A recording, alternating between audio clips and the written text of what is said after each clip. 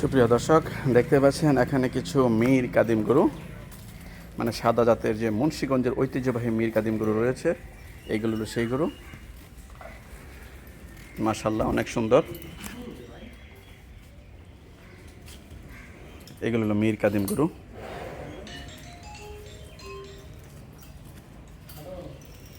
মাশাআল্লাহ, খুবই সুন্দর। এরা খুবই শান্ত প্রকৃতি, শান্ত স্বভাবের, দেখতে পাচ্ছেন, অনেক আদর প্রিয়। মাশাআল্লাহ, এই গরুগুলোর দেখতে পাচ্ছেন ঠোঁট, চোখ, কান, শিং সবই যেন পিঙ্ক কালারের হয়ে থাকে এবং এই গরুগুলোর মাংস খুবই সুস্বাদু। কুরবানির সময় এই গরুগুলোকে পুরান ঢাকার মানুষেরা কুরবানি দিয়ে থাকে। এদেরকে কুরবানি দিয়ে ঐতিহ্য মনে করে তারা। এই গরুগুলোর মাংস সাধারণত 2000 টাকার উপরে এই মীর কাদিম গরুর মাংস হয়ে থাকে সাধারণত।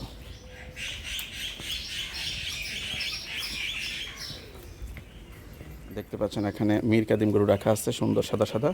মাশাআল্লাহ, মীর কাদিম ষাঁড় খুবই শান্ত স্বভাবের, দেখতে পাচ্ছেন। এরা কখনো বেশি রাগ করে না, চুপচাপ থাকে। বন্ধুগণ, আরেকটি কথা জেনে রাখা ভালো, গরুগুলো বর্তমানে ট্রায়াল সেটে আছে। সাভার ডেইরি ফার্ম গরুগুলোকে ট্রায়াল দিচ্ছে সিমেন কালেকশন করার জন্য, অর্থাৎ যে গরুগুলো থেকে বীজের পার্সেন্ট ভালো আসবে সেই গরুগুলো থেকেই বীজ সংগ্রহ করে থাকবে সাভার ডেইরি ফার্ম। দেখতে পাচ্ছেন এই গরুগুলোকেই ট্রায়াল দিচ্ছে বর্তমানে সাভার ডেইরি ফার্ম। মাশাআল্লাহ, দেখতে পাচ্ছেন এই মীর কাদিম গরুগুলো।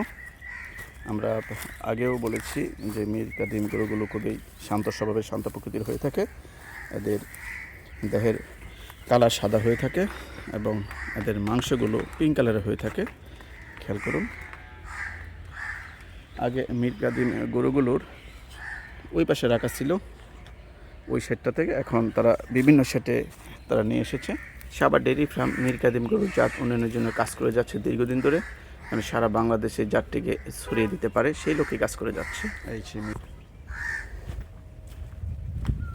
মাশাআল্লাহ, দেখতে পাচ্ছেন এই শেডটাতে অনেক গরু রাখা আছে।